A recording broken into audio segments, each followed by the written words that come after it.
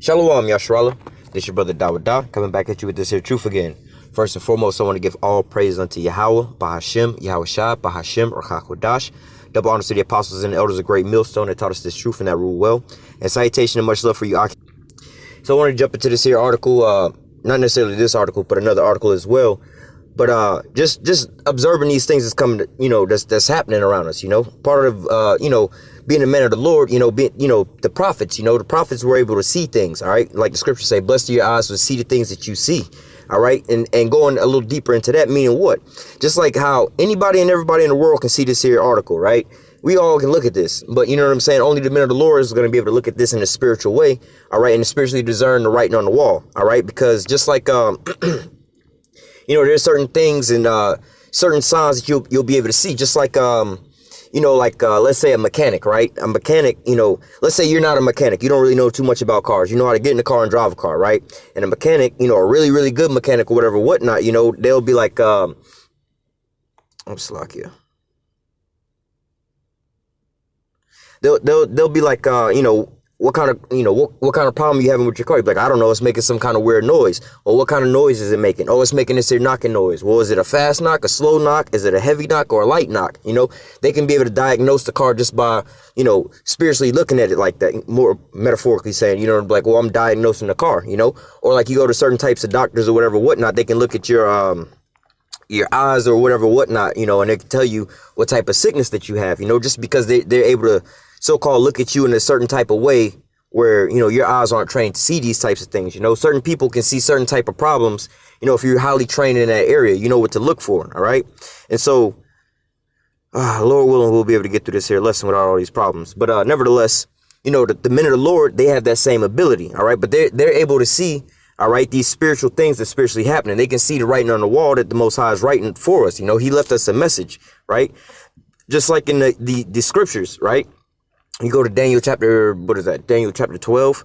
All right, they talk about the books being closed until the time of the end. All right, and then you go into Revelation chapter 5, where it says that nobody was able to open the book or look there inside, talking about these scriptures. All right, see if I can get that off the screen. But nevertheless, when you go to Revelation 14, it says that Yahushua, all right, well, Revelation 5 says that Yahushua was the only one that was able to open the book, to be able to reveal all the secrets inside the scriptures. All right, now the scriptures also say that the Comforter was going to come and he was going to teach us all things, which is the spirit of Yahushua, right? So nevertheless, fast forwarding to Revelation 14, it says that, Yahushua was standing there with the 144,000 and they were singing a new song that nobody could know. All right, going a little deeper into that new song is basically what it's talking about. All of that is breaking down this. All right, the Bible was written, right? Anybody can open the Bible up and read the Bible, right?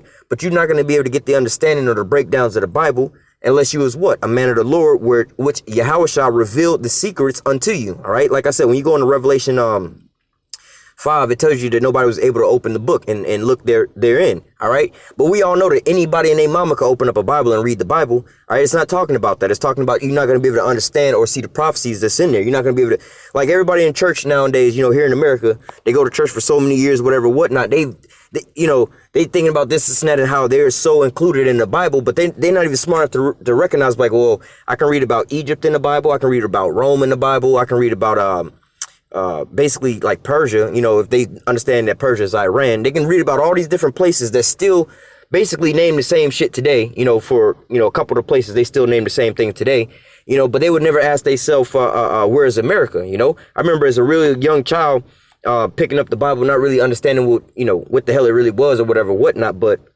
I knew it was a spiritual book. Something was a little weird about it or whatever, whatnot. I was a real little kid. But one day I just happened to be flipping through the pages and, I was coming across words like Babylon and Nebuchadnezzar, and I didn't know what the hell that shit was, right? But then when I came across the word Rome, the word Egypt and stuff, it took me back. I was like, oh, hold up, wait a minute. This is talking about where we at right here on the planet Earth. These places are here on Earth. All right. So you're able to see those things. But when you go to these churches, you never think, well, where the fuck is America at in the Bible? All right. Because nowhere in the Bible does it say America. All right. So the people in the churches and stuff like that here in America, some kind of way they understand, well, they've been taught that, about religion, but nevertheless, they're not smart enough to even see themselves inside the scriptures. They just reading about these people. They don't even think that they are these people. They're talking about where you at right now. They can't see that. But what? The spiritual men or the men of the Lord, they can see these things, all right? This is what, when you go in the Old Testaments, right, they talk about the prophets, they call them what? Seers. They were able to see things that the average man couldn't see, all right? Just like the, we always use the same parable all the time. It's like, we spiritual weathermen. All right. Not any and everybody can sit out there and tell you the weather forecast just by looking up into the sky. But what? You got meteorologists and things like that that's trained in that area to be able to basically diagnose the weather, more or less to say, be able to look at certain things like, okay, because of this here pressure's coming in this way, this here wind going that way, this here high pressure, low pressure, whatever, whatnot, it's going to cause this effect. All right. They can be able to see these things. All right. It's the same way the men of the Lord, like I said, they were called seers. All right. The same thing. We spiritual weathermen. We forecasting the future based off of these here prophecies that we was revealed in the scriptures. All right. So it's a beautiful thing to be able to have these eyes to be able to see these things. All right. To read the writing on the wall. All right. Because it's not open to everybody. Like I said, everybody can read these here articles and see all the same things and all the things that we see. All right. Hell, they can watch all of our videos, but also in the book of Daniel, it says that basically, roughly paraphrasing, the righteous, they're going to be able to understand this, all right? But the wicked, they're not going to understand, all right? And that's talking about the wicked of our people, because this is not for Esau.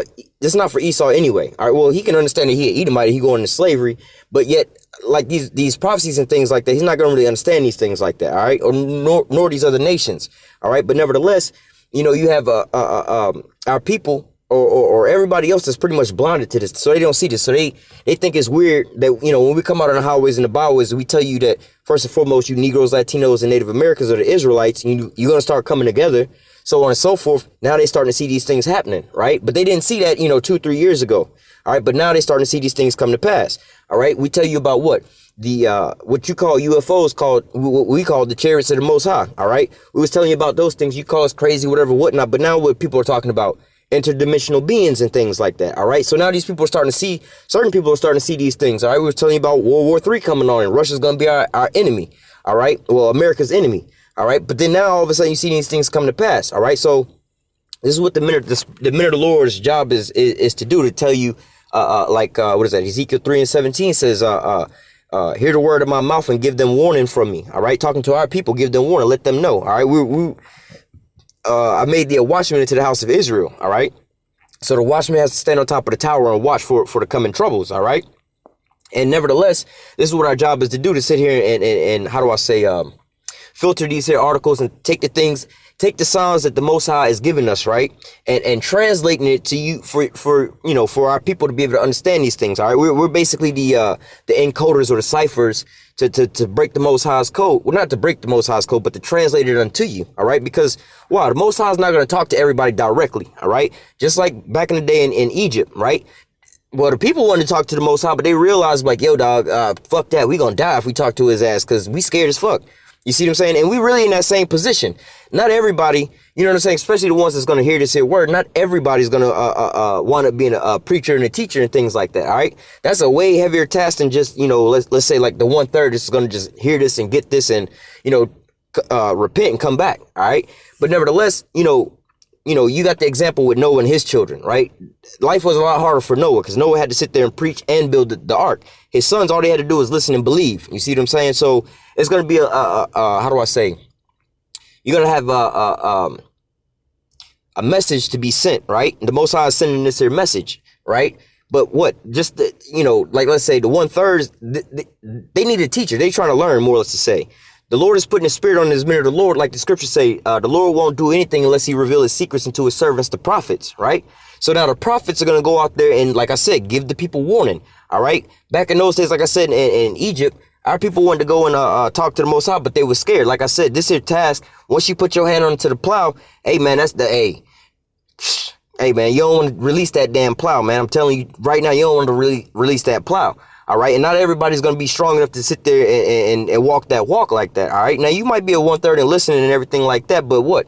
You put your hand on this here plow, you're going to have a whole nother burden on your back. All right. It's a lot different. Just like I said with Noah and his sons. All right. Noah had a heavier burden than his sons did. All right. His sons had to just hearken and listen and believe unto their father. Their father had to actually build an ark, go out there, prophesy and preach, just giving little examples of how it's a little bit more laborious than just listening. All right. Same with these things. We have to go in and read and research we spiritually building this here ark by what? Constantly reading these here articles and researching and going into all these different things and putting things together, filtering things, going through the scriptures, reading the scriptures, and then going back out, putting these here videos together and putting them out for you listeners, you sincere listeners to be able to sit here and eat. Like the scriptures say, make it plain on the table and make it so that he that readeth can run with it. All right. So just like I said, man, we doing all this here work. All right. Or let me give you a different example. Noah and the ark. Noah's sitting out there building, got to get all that wood and whatnot. Right. But his sons, all they had to do is listen and hearken.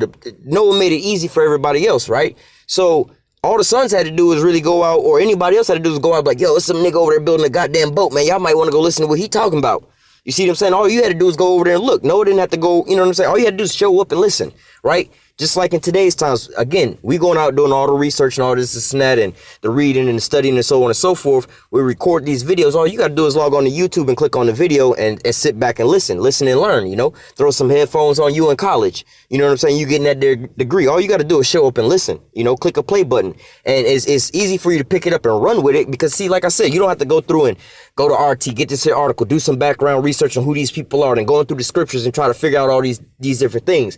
By the time you get it, it's already compiled together. And if you like it or whatnot, you feel it's that powerful, you want to do some help, click the share button and find out whoever you want to share to, whatever platform you want to share to, and boom.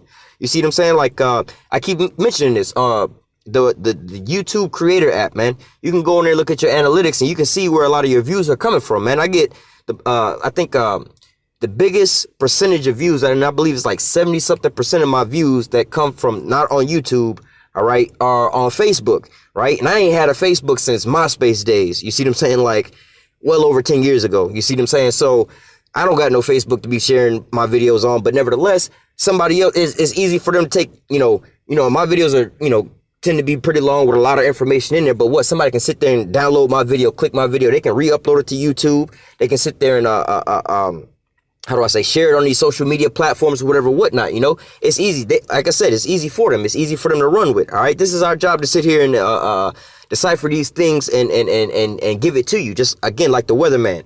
All right. They go out there and they figure out the forecast, whatnot. Then they go out there on a news broadcast and they tell you what the news is going to be. All right. And it's easy for you to run with that, pick it up and run with it and spread it out. All you got to do is hit the share button nowadays. All right. So we're going to go ahead and into this article. I want to give that little intro to why this is all important. And, when people are looking at some of these things and they're like, why are y'all talking about this and that? You got to put all these dots together and see what the bigger picture is, man. You got to see, just like that one game where they be guessing the letters and shit with the girl Vanna White on there. Was it Wheel of Fortune? I think it is. Nevertheless, it's, that game with the little letters, they got to try to guess the phrase or the word or whatnot. You got a majority of these here letters. All right. And now you could just sit there and pretty much figure out what the word is. All right. Or what the statement is. All right. That's pretty much where we at now. All right. So nevertheless, I'm going to go ahead and get into this here article and we're going to grab some scriptures. All right. Because we coming into some heavy times, man. All right. These so-called contractions are getting closer and closer and closer and closer. All right. So with this here article, I just wanted to really pull out this here, the title of this here article and this here picture. All right. It says, with all due respect, Stalin approving Russians don't want to live in his time. But nevertheless, let me get to the next article and I'll get into, what the gist of it is. All right. Now, this one here says almost half of Russians see USSR collapse as shameful. All right. So now, if you know anything about the USSR, right? The USSR was what? The United Soviet States of Russia, I believe is what it was. I believe it was the United Soviet States of Russia. But nevertheless, what it is basically a conglomeration of these nations that was together as Russia. So like if you see Russia today, all right, Russia is pretty much, after the fall of what they call the Iron Curtain in the USSR, all right, Russia became a lot smaller. It broke up into not to say the mainland of Russia, but, on the outskirts of it. All right, those countries like Bulgaria and stuff like that, they all pretty much broke away, right? But nevertheless, the Ukraine and so on and so forth, like we had that so-called Ukraine incident where America was trying to say, oh, Russia stole Ukraine. Well, in reality, the Ukraine kind of broke off from, it was a part of Russia to begin with. It kind of broke off from Russia after the USSR fell. All right. And now they joining back up together. All right. That's the same thing as, like, let's say, you got America, right? And then you keep hearing about the Texas, where Texas trying to keep talking about what do they call that, seceding from the Union or whatnot. California also talking about the same thing. So let's just imagine Texas seceding from the Union, right, from the United States. Right now, all of a sudden, now we know that for the longest time, Texas has been a part of the United States. All right, it wasn't always, but it has, for the longest time, been a part of the United States. Now, let's say all of a sudden, America decides to take Texas back. Like, well, it was a part of the United States to begin with. The people that's in Texas, it's not a whole other nationality or another country. They still Americans. It's not really, you see what I'm saying? It's the same shit. All right. But nevertheless, let me get into this article. It says almost half of Russians see USSR collapse is shameful. All right. Now, the gist of this here article of what's the importance of all these things is what, and I had been seeing this in the, the last couple of days on some articles or whatever, I didn't really think it was very important at the beginning, but to keep seeing these same signs coming to pass over and over and over again, like, why the hell y'all keep talking about these old ass leaders? All right. And then the things that they talk about, you keep hearing about Joseph Stalin, you keep hearing about Adolf Hitler and all these different things. They keep talking about these same people from World War II that they kept saying was, how do you say, so-called, not to say, villains, more or less to say, these were so-called bad people, whatever, whatnot. So why do these people keep being put in the news and why are they so-called being praised, in certain circumstances, in certain times and periods or whatever, whatnot, you would be looked at as crazy by even bringing up certain people's names, You go into a public place and start having a conversation about Hitler. All right. And then people start looking at you weird, like, why are you talking about Hitler, bro? That's like talking about the damn devil. We need to forget about him. All right. So you have to ask yourself, why are these people being brought up in this time? All right. In this time frame right now. All right. And look at the other things that's going on around. All right. So it says almost half of Russians see USSR collapse as shameful. All right. It says now these articles, I don't want you to focus in on the polling about living under Stalin or, the USSR as being shameful. Well, the USSR. Right. The part is how they keep bringing this back up, is bringing these people back up into this here spirit, all right, which is all scriptural, and we're going to grab that. It says, the collapse of the Soviet Union considered a reason to be ashamed by 45% of Russians, according to the recent opinion poll. The only opinion that scored higher is Russia's failure to eradicate poverty. The poll, conducted in late 2018 by Levada Center, is its latest study of what Russians are proud of and ashamed of about their nation. The demise of the USSR saw a rebound in popularity from a low point in 28% in mid 2015 as the level compared with in the late 1990s and the early 2000s. The only one more popular answer, Russia's failure to eradicate poverty, which was named as a reason to be ashamed by 61% of the people polled. This answer has topped Levada's poll for decades. Russians are also ashamed of fellow countrymen treating each other disrespectfully, 37%. Russia's failure to catch up with the economy and with the Western powers, 24%. The outcome of Mikhail Gorbachev reform, 24%. And Joseph Stalin's reign of terror, 21%. All right. So just continuing on, it says, on the national opposite side of Russia's national security, or Slovakia, Russia's national identity are the qualities and event people are proud of. Defending Nazi Germany in World War II remains one of the things Russians are overwhelmingly proud of 87%.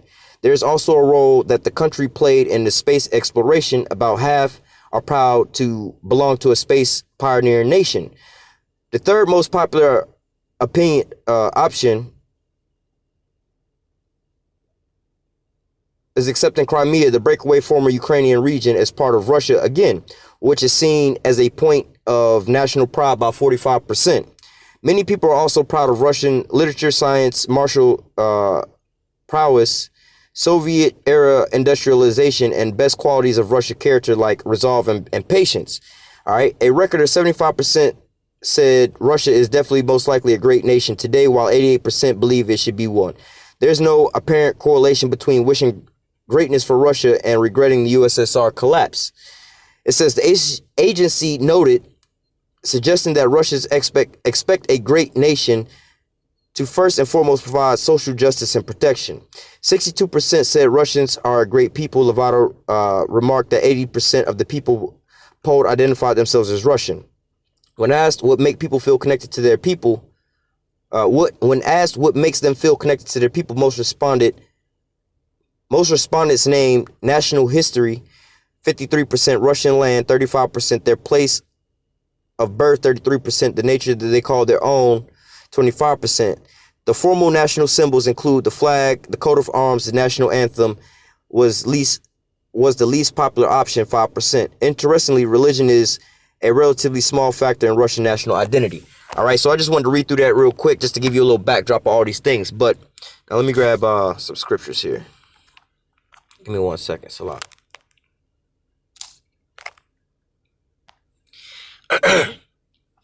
So as we see in these two different articles, right, the gist of these articles are what they talking about, right? Joseph Stalin and the USSR. And like I said, in the last couple of days, they've been bringing up, this isn't the first, obviously it's not the first article. I showed you two different articles, but these aren't the first couple articles talking about bringing Joseph Stalin back up, bringing up the USSR again, bringing up Adolf Hitler again, or bringing up World War II, or Nazi Germany, you know what I'm saying, and all these things, and talking about these things, and not necessarily talking about them in a demonization way, all right? These things are just being brought back up and reminding these people, you know? Talking to the people in Germany, just bringing up that time frame of Nazi Germany, you know, is, how do I say, sometimes, not to say disrespectful, but some people will look at it like, nah, we don't really want to talk about that. Same with the USSR. That was in our past. This is like here in America, when people talk about going back to slavery days, you know, you wouldn't have a conversation with Americans here. You know, you go into a crowded room with people, you know, hey, man, remember back in slavery days how good it was to round up this and that? Maybe in a group of a whole bunch of old Edomites or whatever, whatnot, but just in a regular setting with just regular people in America, people will kind of look at you a little weird, like, yo, dog, we don't really talk about that in public, bro. That's not what we talk about, all right? But again, you have to understand the writing on the wall and what the Lord is telling us, all right? The Lord is giving the men of the Lord these signs, telling them, look, get your shit together, bro. All right, let me start with that real fast. Let me just get straight to the point.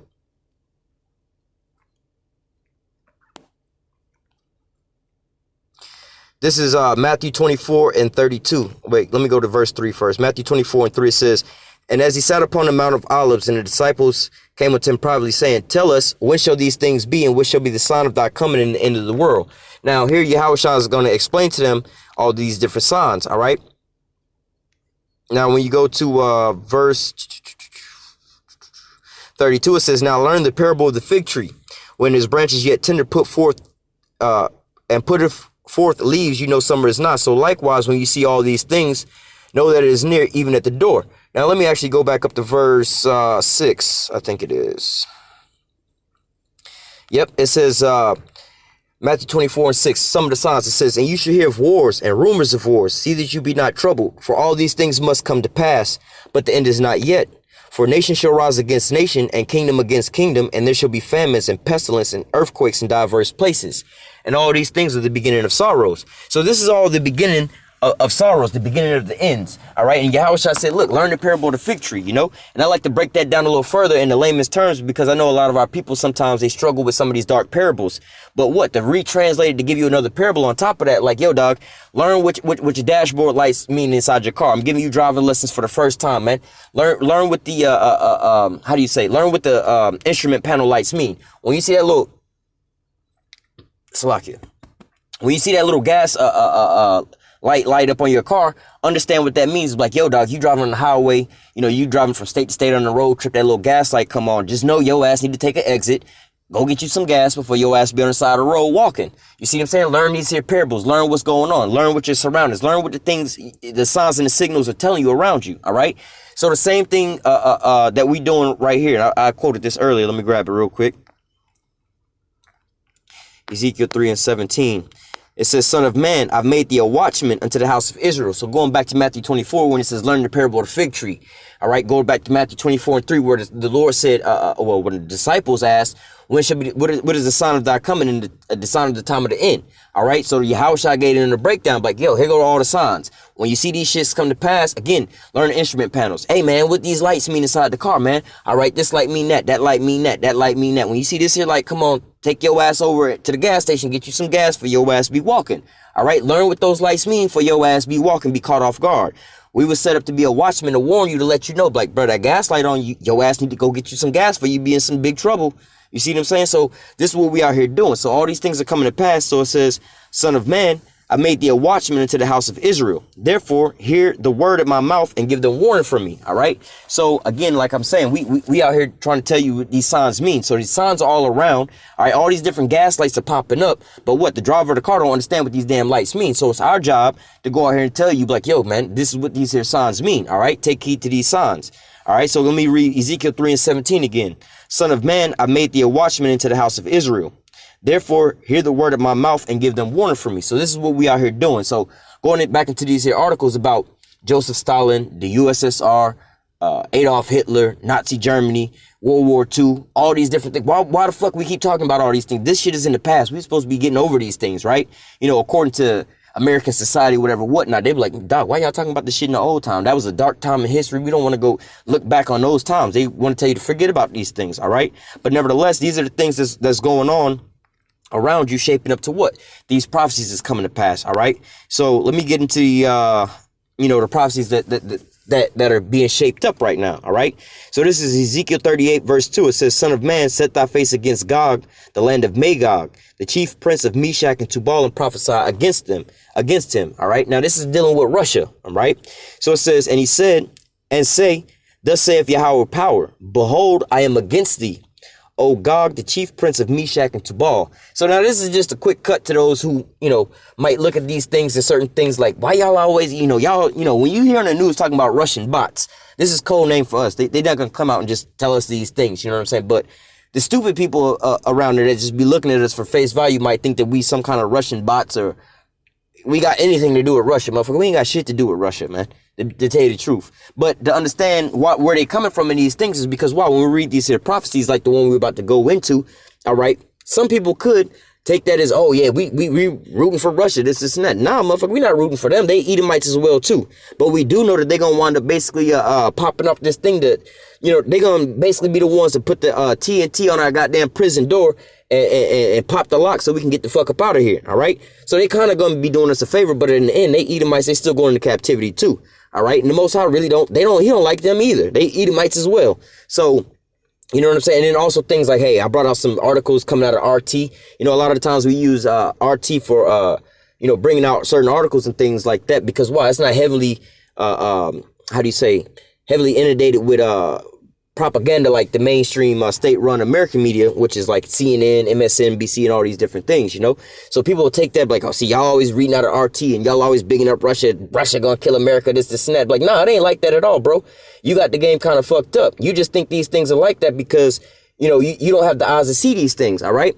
So going back into the article, it says, or into the scriptures, it says, and say, thus saith Yahweh power, behold, I am against thee, O Gog, the chief prince of Meshach and Tubal. Slocky, give me 1 second. It says, and I will turn thee back and put hooks into thy jaw. Slocky, give me 1 second.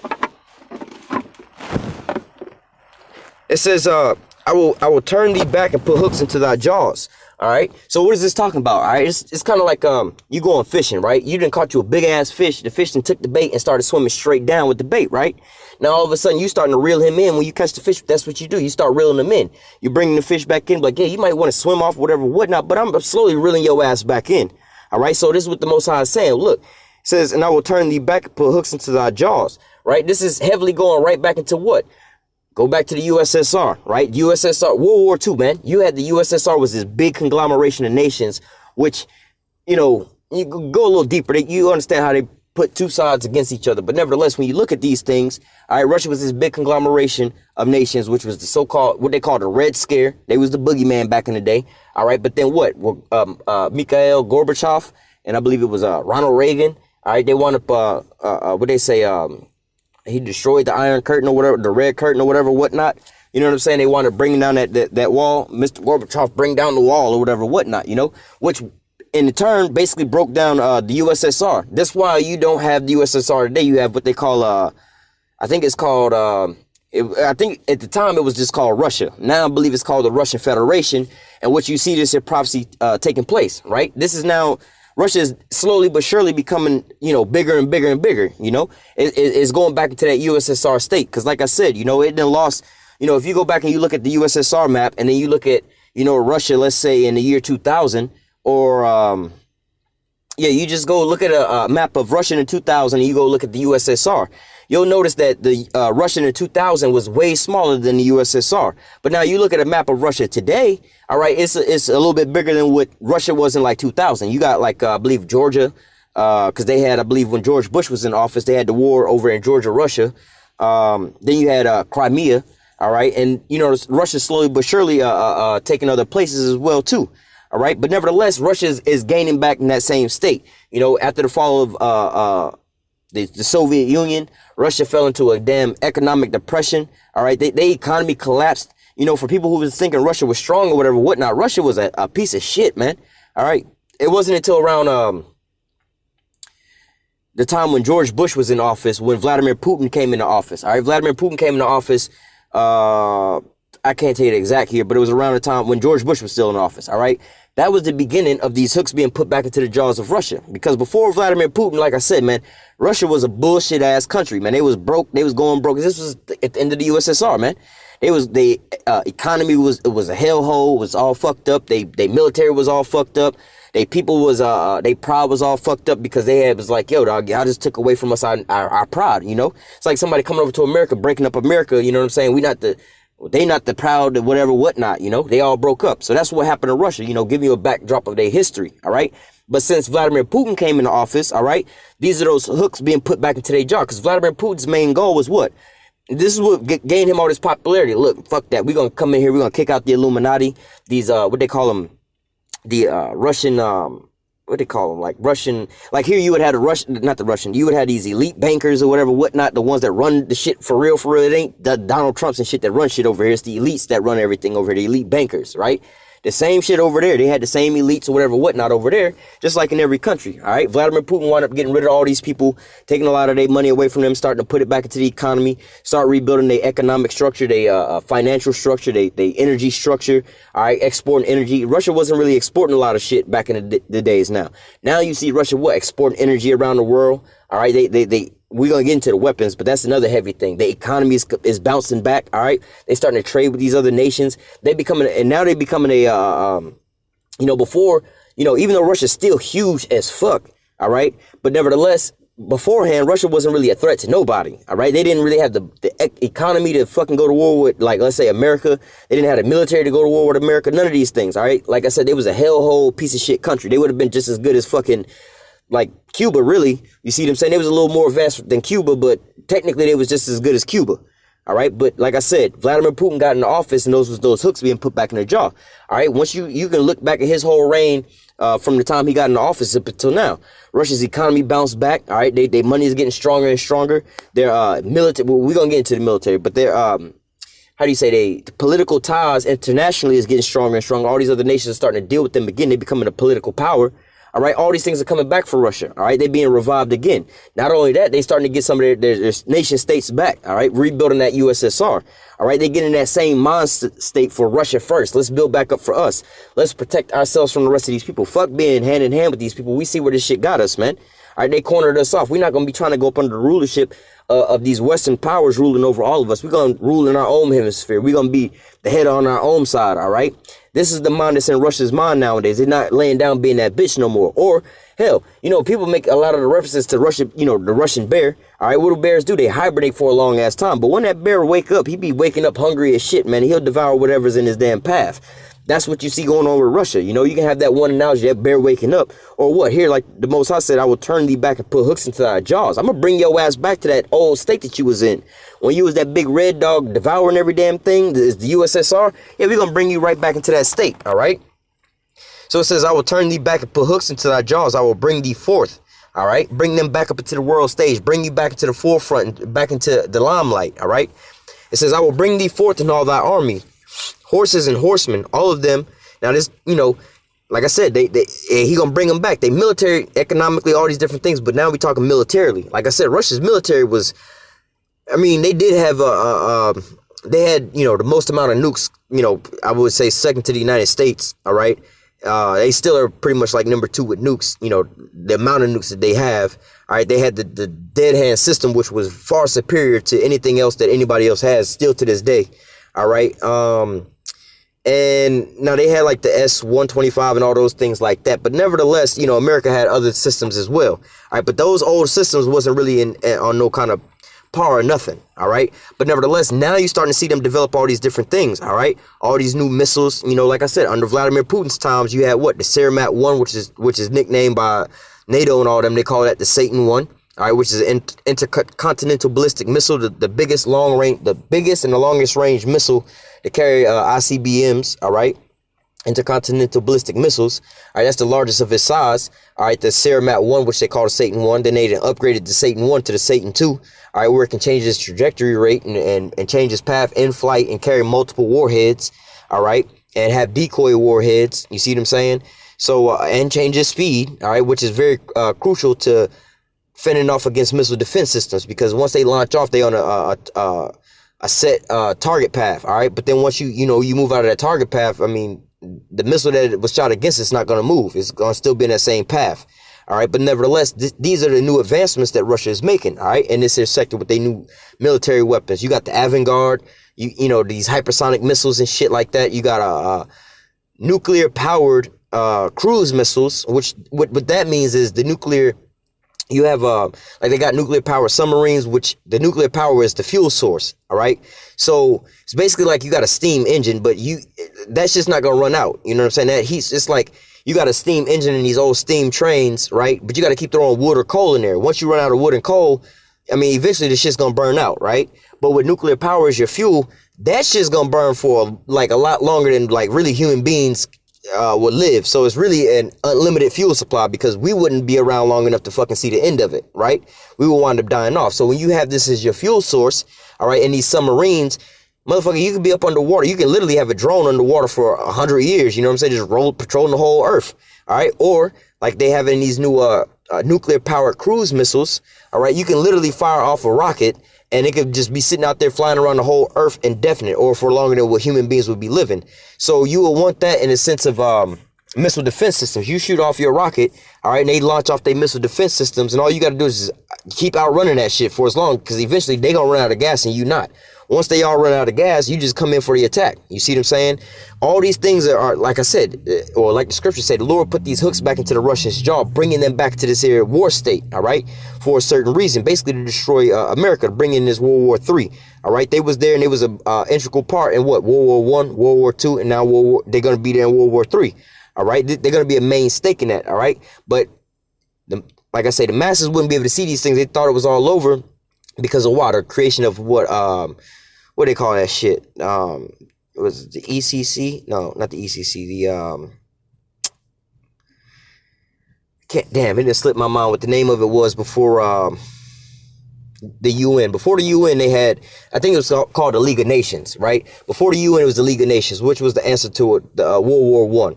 We need to band together so this shit don't happen again. Then it did happen again. It was and then you had World War II. Then the end of that was what? The form of the UN, the United Nations, which is basically all the nations against Russia and them, right? You know, Russia's a part of that as well too, but it's all these nations against Russia and them.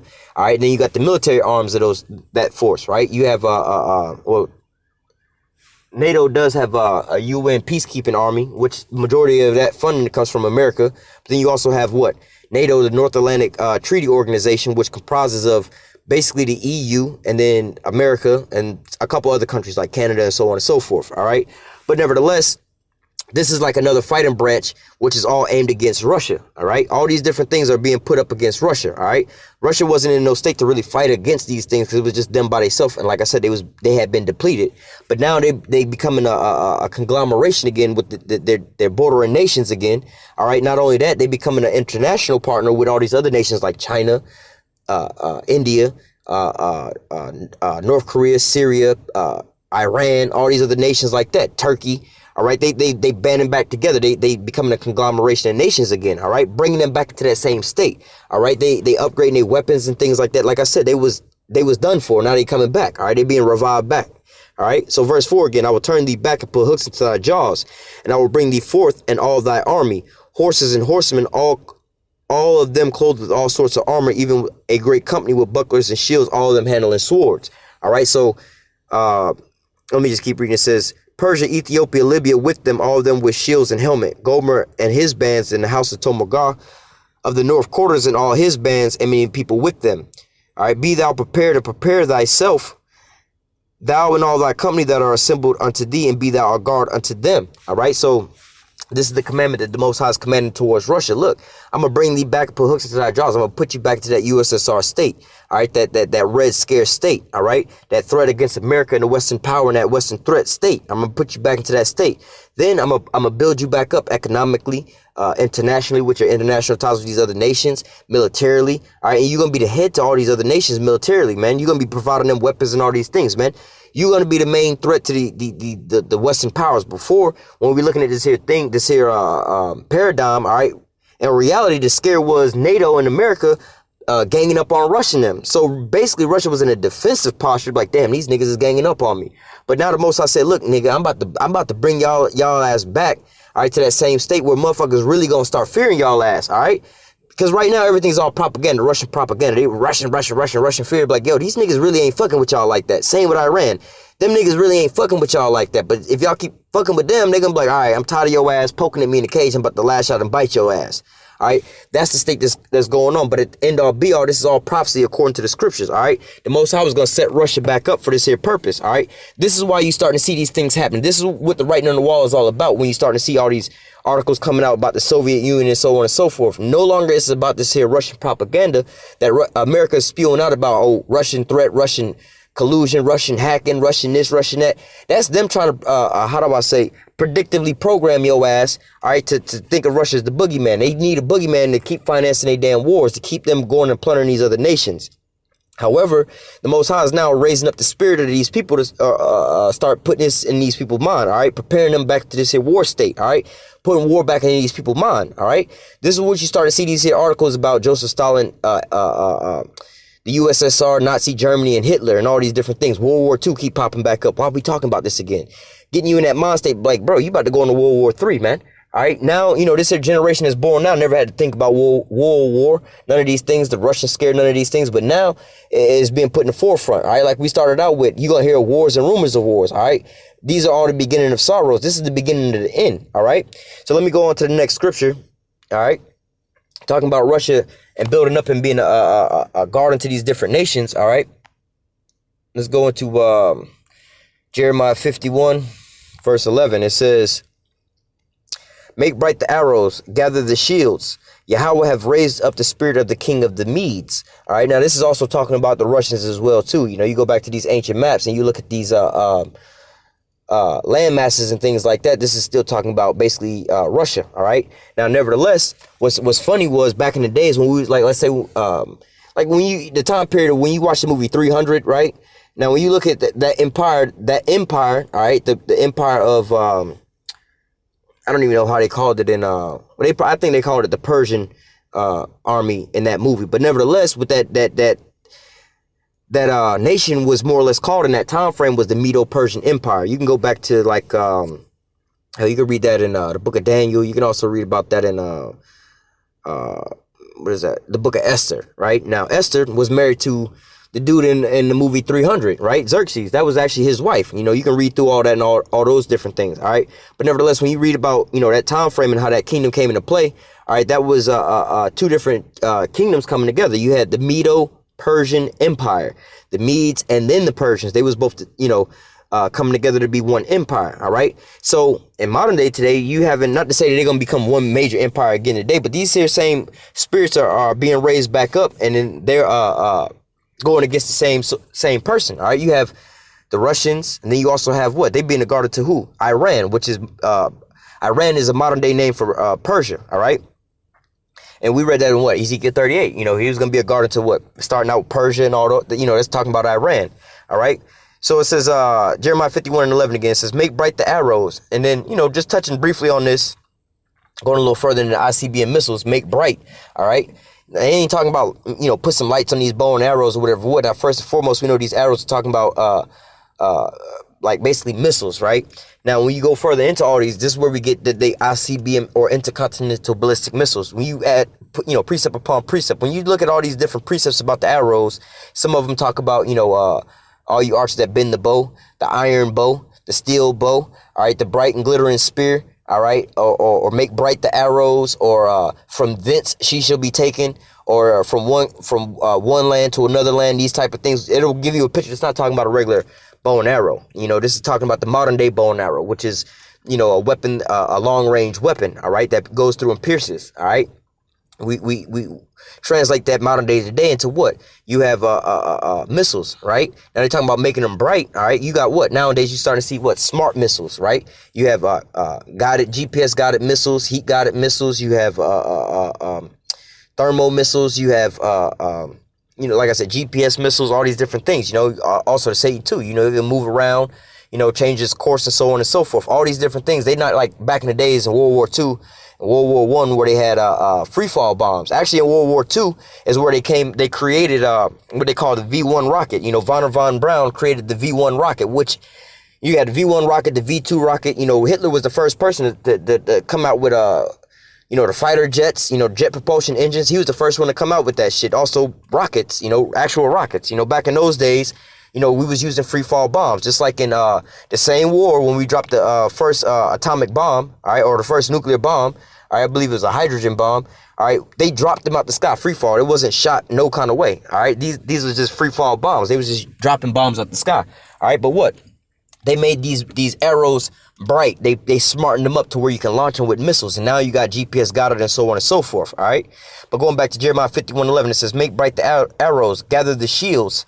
All right, going into what? Russia is one of the main stakes is making and distributing these S-200, S-300, S-400 missile systems. All right, they the main stake. That's the big deal about Russia. They selling a lot of defensive weapons right now. All right, you're not really hearing them selling hypersonic missiles to nobody. You're not hearing them selling Satan 1 and Satan 2 missiles to nobody. They nuclear powered cruise missiles to nobody. They selling these missile defense systems. All right. So it says, make bright the arrows, gather the shields. Yahweh have raised up the spirit of the king of the Medes, for his device. All right, his device, his weapons, all right, is against Babylon, all right, which is America, all right. So we know that all these things that Russia is doing is going to be ultimately, according to the scriptures and the prophecies, all right, is going to be aimed against America, all right. It says, for his device is against Babylon to destroy it, because it is the vengeance of Yahweh, the vengeance of his temple, all right. So, let me read verse 12 again too. It says, set up the standard upon the walls of Babylon. Make the watch strong. Set up the watchmen. Prepare the ambush, for Yahweh have both devised and have done which he spake against the inhabitants of Babylon. Going right back into Ezekiel 3:17. Hey, I've made you a watchman to the house of Israel. That's what we out here doing. We out here crying unto our people. Look, nigga, fire, fire. The enemy coming. The enemy coming. Look, prepare, prepare, prepare. All right, but we're not telling you prepare. Well, yeah, we telling you to basically doomsday prep. We telling you basically go get you a doomsday bunker, get you some doomsday food, stock up on food. All right, but not the same carnal way that they telling you. The doomsday bunker that we telling you to hide in is what? All right, the Lord's name is a strong tower. All right, the Lord is gonna be your hedge. That's the strong tower. That's the doomsday bunker we trying to hide in. All right, he said he gonna hide us up under his wing. All right, we gonna go up into his chambers, man. We trying to get the doomsday bunker that's above ground, not up under the ground. We trying to get up into them chariots, all right? And the only way to prep for that is through what? Through coming into these here scriptures, coming back to the law, statutes, commandments, ultimately being chosen by the Lord, all right? Then we also telling you to what? The doomsday prep with your food, all right? The scriptures say, Salaki, the man's not gonna live by bread alone, but by every word of these scriptures, all right? And he that believeth on me, out of his belly shall flow the fountains of living water. All right. So this is going to be your food and your drink in those days. All right. Like the scriptures say, wisdom and knowledge should be the stability of thy time.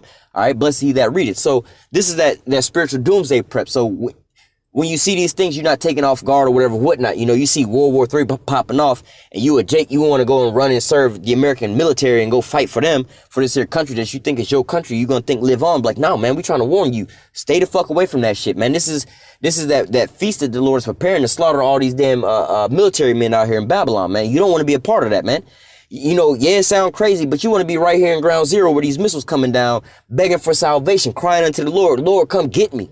Lord willing, he'll have mercy and hear you and have compassion on you and come down and save you in that day, man. That's your doomsday prep that we looking for. All right. But let me grab in my next scripture real quick. Got a couple more. We're going to squeeze up out of here. All right. This is Jeremiah 50:3. It says, for out of the north there cometh up a nation against her. All right. And we still talking about Babylon being taken. All right. But that land up out of the north is talking about Russia again. All right. So it says, for out of the north there shall come a nation against her, which shall make her land desolate, and none shall dwell therein. They shall depart, both man and beast. Now, not going too far into all of this, but, one of the crazy things about this is, people be like, oh, well, Russia's not in the north. You got to think about where it's talking about, in America. It's not too many places north of America. All right. You got Canada, but, Canada is one of their allies, in which, the scriptures say all they that bend at the bow stand around about it and shoot at her. All her allies are going to come against her. But nevertheless, one of the shortest, not to say one of the shortest, but almost one of the shortest ways, really, the shortest way to hit all of America from Russia is going over the North Pole. All right, now Russia is very close to America when you go like to the furthest eastern part of Russia, which is like literally not even like Sarah Palin wasn't tripping when she said she could see Russia from her backyard. Russia is closer to America than America is to Cuba. Cuba is like only 90 miles off of the coast of Florida, right? So Russia is, I believe, only like 50 miles off the coast of Alaska, right? So nevertheless, they could, shoot missiles that way and hit certain places, but, they still have to go, you can hit Alaska, no problem. But to go over from Alaska through Canada and try to hit the rest of America, they can hit Hawaii as well, too, but that would be a far away. The closest range for them to hit America is going straight over the North Pole. So Russia would launch northward from their position. They would be shooting missiles north from them, all right? And then the missiles will rain down over here in America. They're going to be coming from the northern direction over the North Pole, from the North Pole coming down south from the north, all right? So, yeah, that's the north country from America, all right? It says, for out of the north there cometh up a nation against her, which shall make her land desolate, and none shall dwell therein. They shall depart, both man and beast, all right? Let me jump down to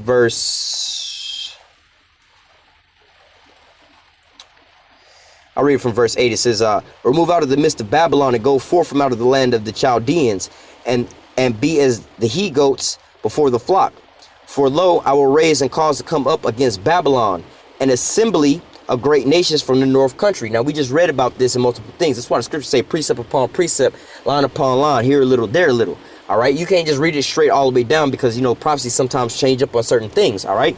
But nevertheless, well, here in Jeremiah, 49, a lot of not a lot, but a piece of Jeremiah 49, pretty much all of Jeremiah 50 and all of Jeremiah 51 is all talking about the destruction of America. All right. Through in World War III by thermonuclear missiles, mainly led by Russia. All right. But as we can read these things, we just read about this big conglomeration of nations. All right. That's going to come and destroy America in Ezekiel 38. All right. Preparing for war. Now we read over here in Jeremiah. All right. The same thing from the north country, and then this assembly of great nations, all right, coming to destroy America. It's all saying the same thing, all right? Going back to the article, what are you reading about? Joseph Stalin, the USSR, Adolf Hitler, Nazi Germany, all right? These are all things that happened in World War II's times, all right? Going back to Ezekiel 38, putting the hooks back into the jaw. You seeing Russia being raised back up. Now you're talking about all these things again. You just looking at the signs going on. If the truth wasn't here, right, you just looking at all these things. A wise man could be like, damn, we look at the conditions is looking like we going back into that World War state of mind, man. All right. Jeremiah 50:9 again. For lo, I will raise and cause to come up against Babylon an assembly of great nations from the north country. They shall set themselves in array against her. All right. And that's who Russia's main enemy is right now. From thence, all right, going back into those ICBM missiles. All right. So this is that north country, which is Russia. All right. It says from Russia, basically, the north country is going to be taken, all right? Well, the country is going to be taken. Well, really, America is also a north country, but America is going to be taken from the country, that north country, which is the land of the Medes, or the land of Gog and Magog, all right? But from that position, America is going to be taken, all right? They're not going to come up in, they will come over here, but they're not going to really come up in America like that and bomb America from being on the inside. They're not going to bring the war over here and just be bombing you over here, all right? But there will be an invasion here in America as well, too, all right? It says, for lo, I will cause to come up against Babylon an assembly of great nations from the north country, and they shall set themselves in array against her. From thence she shall be taken. Their arrow shall be as a mighty man, and none shall return in vain. They're going to all be smart missiles, all going to hit their targets, and they're going to be, launched from over there to over here. All right, ICBM missiles, these high-tech missiles, all right? Let me just jump down a little bit. Verse 14. Well, I'll go to 13. Because the wrath of Yahweh, it shall not be inhabited, talking about Babylon or America. But it shall be wholly desolate. Everyone that goeth by Babylon shall be astonished and hiss at all her plagues. All right, now this is the end all be all, the end result of World War III. All right, after America's destroyed, it's going to be turned into a land of barren and desolate. All right, verse 14. Put yourselves in array against Babylon. Round about, all ye that bend the bow, shoot at her, spare no arrows, for she have sinned against Yahweh. So every nation that has these missiles, these thermonuclear missiles and so on and so forth, they're going to all take their missiles and they're going to all shoot every last missile at America. All right. And every last one of them going to touch down over here in America. All right. Verse 15, shoot against her round about and give her her hand. So like shoot against her round about. She have given her hand. Her foundations are fallen. Her walls are thrown down, for it is the vengeance of Yahweh. Take vengeance upon her as she have done unto her, as she have done, do unto her. Let me jump down a little bit. Verse 25. Yahweh hath opened his armory and have brought forth the weapon of his indignation, which are those ICBM thermonuclear missiles. All right. For the work of Yahweh of hosts is in the land of the Chaldeans. So the Most High put the spirit on these, the scripture say, created the smith that bloweth the coals, that bring forth the weapons of his indignations, of his indignation. Talking about what's his name, Einstein and Oppenheimer, when they made the nuclear weapon, nuclear bomb. All right, and talking about I've become death and the destroyer of nations. Yeah, you are, like the scripture say, death and hell follow them. All right. Verse 26. Come against her from the uttermost borders, open her storehouse, cast her up as heaps, and destroy her utterly, let nothing be left. All right. Let me just keep reading on down. It says, slay all her bullocks, let them go down to the slaughter. Woe unto them, for their day has come, the time of their visitation. The voice of them that flee and escape out of the land of Babylon, to declare in Zion the vengeance of Yahweh of our power, the vengeance of his temple. Call together the archers against Babylon. All ye that bend the bow, camp against it round about, and let none thereof escape. Recompense her according to her works, according to all she have done, do unto her. She have been proud against Yahweh, against the Holy One of Israel. Therefore shall her young men fall in the streets, and all her men of war shall be cut off in the day of Yahweh. It says, behold, I am against thee, O thou most proud, saith Yahweh of hosts, for the day is come, and the time I will visit thee.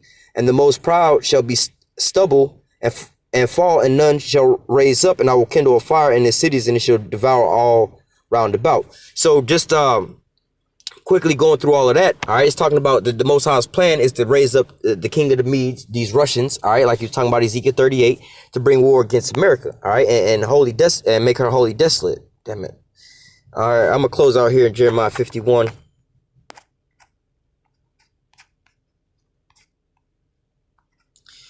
All right, this is Jeremiah 51 and 28. It says, prepare against her the nations with the king of the Medes, the captains thereof, and all the rulers thereof, and all the lands in his dominion. All right, going back into what? Ezekiel 38, raising up the king, Gog and Magog, putting them hooks back into the jaw. All right, and the king of the Medes, the Lord has put the spirit on the king of the Medes to basically come up against America. All right, verse 29. And the land shall tremble and sorrow, for the purpose of Yahweh shall be performed against Babylon, to make the land of Babylon desolate and without inhabitants. All right, so this is the Most High's plan for America. All right, to make it completely desolate and without inhabitants. All right, with what? His weapons of indignation. All right, the thermonuclear missiles was created to take America off the face of the earth, and who's going to use it? It's going to be headed by Russia. All right, and a conglomeration of nations. Going to bring them back to a Soviet Union times. All right, they're going to get that so-called payback. All right. The mighty men of Babylon have forborne to fight. They remain in their holes. The might have failed. They have become as women. They have burned her dwelling places. Her bars are broken. All right, and this is kind of the state that these Americans are coming into now. They already letting you know that there's no way they can defend themselves against these hypersonic missiles. A lot of Russia's new technology and stuff like that. All right, but when they finally fully get into this here state and they realize their allies and left them and so on and so forth, and they know that they're pretty much done for, They gonna be afraid, but what? They gonna, hey, also when the chariots come, they gonna be afraid, but they durst fight, man. The Most High is gonna really put their ass on the goddamn hook and line and bring their ass into the damn destruction, man. All right, verse 31, and one shall run to meet another, and one messenger to meet another, and to show the king of Babylon that the city is taken at one end. And the passages are stopped at the reeds. They have burned with fire, and the men of war are frightened. So this is going to be the end all be all. And this is what you're starting to see, the shape up of all these things. All right. These are the things that's coming to pass. These are the prophecies that are set forth to start coming up. All right. You're going to see more and more of these things. All right. So when you start seeing these here signs of Stalin, what your boy name is, Hitler, the USSR, Nazi Germany, and all these different things, going back to World War II and all these different things, man. When you start hearing about these things, these are the buildups of what? These here final prophecies coming to pass, man. This is what it's talking about, like when the scriptures say, learn the parable of the fig tree. All right, when you see these things come to pass, you know that basically salvation is nigh. It's at the door. All right, salvation is nearer than what you believe, man. Look up, for salvation is near. All right, and this is what our job, again, this is what our job is to do, to warn you and give you these here prophecies, give you these here warnings, letting you know time is running out, man. All right, so I'm going to go ahead and close out with that. Lord willing, this here lesson was edifying into the elect. All right, and also to mention, just keep your eyes peeled for these certain things, man. Not you got to understand and wonder why certain articles and stories and things like that are being brought out. You know, most of these things do have meanings or deeper spiritual meanings. All right, and it's for the elect. All right, these are all warnings to be warning our people, to let you know what the time frame is. All right, we don't know the day or the hour, but we can measure the time diligently and see where we at. All right, so with that, I'm gonna go ahead and close out. Lord willing, this here was edifying into the elect. Until next time, I say, call halal Yahweh, Bahashim, Yahweh Shah, Bahashim, Rakak Wadash. Double honors to the apostles and the elders of Great Millstone that taught us this truth and that rule well. And salutation and much love for you, Arkin, pushing this truth and sincerity on the four corners of the earth and enduring afflictions to feed and edify the elect. Until next time, I say, stay strong and shalom.